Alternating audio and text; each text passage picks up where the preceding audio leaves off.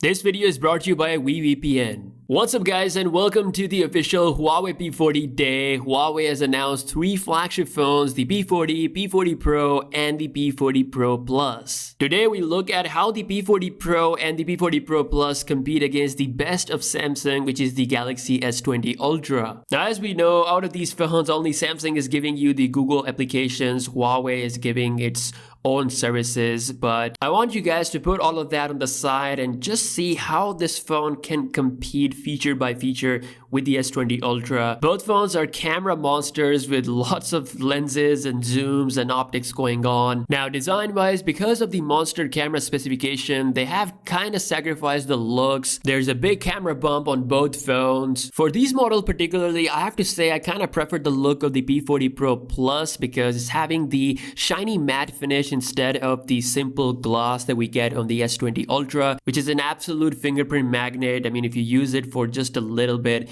there's just fingerprints all over it. So this is something that's probably not going to happen with the matte finish of the P40 Pro and the P40 Pro Plus. But when we look at the front, things change. The Galaxy S20 Ultra looks miles better because the punch hole is just so small. You get much more screen area to play with. The P40 family has the biggest hole of all time, and of course there is a reason behind that, and that is a proper TOF sensor with infrared implementation. So because of this sensor, you get a proper secure facial scanner compared to the 2D implementation of the S20 Ultra. For me personally, I'm fine with the fingerprint scanner, which by the way both phones have. Overall, display look wise, I think the Galaxy S20 Ultra has a much cleaner design that I kind of prefer. We've got 120Hz refresh rate on the S20 Ultra, whereas 90Hz refresh rate on the P40 Pro and the P40 Pro Plus. The S20 Ultra is also bigger in size, coming at 6.9 inches versus 6.58 inches. Even though the P40 Pro Plus is a little bit smaller, it's still going to be a two-handed phone when it comes to real-life usage. Now, if you're someone who prefer a flat display, you're gonna like the Galaxy S20 Ultra more because the display curve is much less compared to the P40 Pro and the P40 Pro Plus. Huawei calls this new display technology as overflow display. The display just literally curves from top and bottom to like all sides. Compared to the Mate 30 Pro, the display curve is not extreme. It's just the glass that is edging over the sides, not the actual display area. So still it's not as extreme as the Mate 30, and some people will actually like it because it looks more futuristic when you hold it in hand. Now under the hood, we have Kirin 990 chip versus Qualcomm Snapdragon 865/Exynos 990 on the S20 Ultra. Both chips are incredibly fast, but in the world of numbers and benchmarks, Samsung is definitely ahead. Now as for the RAM, Samsung is shipping 12 gigs of RAM up to 16 GB RAM on the S20 Ultra, whereas Huawei flagships, the P40 Pro and the P40 Pro Plus sports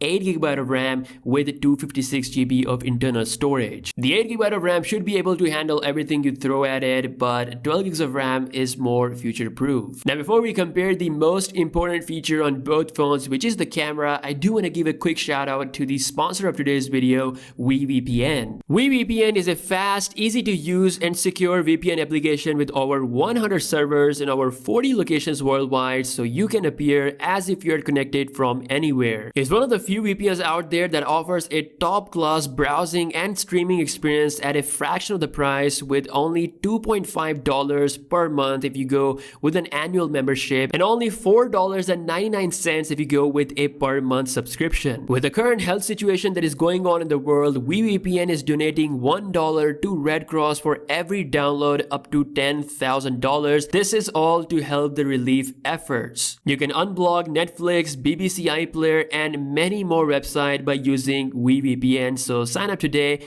at vpn.com. The link is in the description. Now back to the cameras. The P40 Pro is the model that actually competes with the S20 Ultra. The camera specs are very similar, but the P40 Pro Plus model actually surpasses Samsung in a lot of different areas. First up, zoom wise, the P40 Pro Plus can do 10x optical zoom and 20x hybrid zoom. In comparison, the S20 Ultra can only do 5x optical and 10x hybrid. So that is twice the power that you're getting there. Both can go maximum of 100 times zoom, which is not that usable, but if anything, Huawei's demonstration kind of looked better than the S20 Ultra's 100x zoom, but then again, it's not by a lot. So I think most people will stick to the 10x option or in Huawei's case, it's going to be 20 times, so it's looking really, really good. Another thing where Huawei has the upper hand is actually the sensor size. So the 52 megapixel sensor as well as the 50 megapixel sensor is bigger in size than what we have on the S20 Ultra. Now, because of the bigger sensor and the higher ISO count, Huawei can take some extreme night photos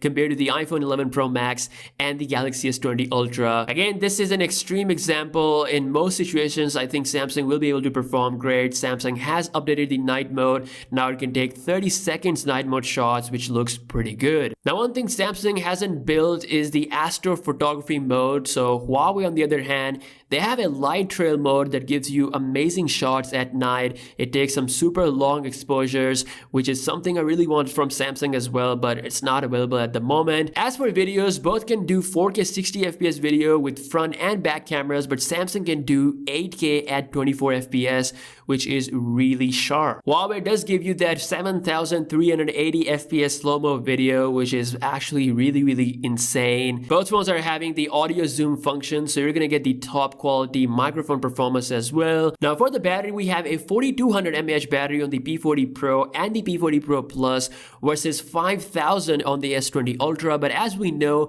the S20 Ultra has to manage a larger 120Hz panel, whereas Huawei has a 90Hz display to handle. So more or less, we're gonna get about a 1-day performance gains on both phones. Again, I will be checking out the battery performance in the battery drain test. Now, Huawei, as usual, provides its 40 watts of fast charging, whereas Samsung does 45 watts of wired fast charging, which is pretty good. But as we know, Huawei has to one-up Samsung somewhere, and that is in the wireless charging department. This is where the P40 Pro Plus sports 40 watts of wireless charging. That is insane. On the other hand, Samsung only does up to 15 watts. Both phones have IP68 certification. All in all, looking absolutely insane, but the software is where things will be decided. So we have EMUI 10.1 on the Huawei P40 family. It's definitely a lot improved compared to the previous versions, but as you guys know, it's not gonna have the Google applications, which Samsung's One UI will be packing. Huawei has made a lot of improvements with its app gallery. It now has a lot of third-party sites like the APK Mirror and APK Pure integrated, so you're gonna have more applications than ever. But at the end of the day, still there will be no Google applications. So it really comes down to one thing, that is whether you want to leave the Google ecosystem. I would love to hear your thoughts in the comment section below. Now, for the pricing, the P40 Pro comes at $1,100 if we convert that euro pricing. That is a competitor to the Galaxy S20 Ultra with a less zoom, but if you want more, then you can go with the P40 Pro Plus that comes with a 10x optical zoom, a slightly higher 52 megapixel lens, and it's gonna cost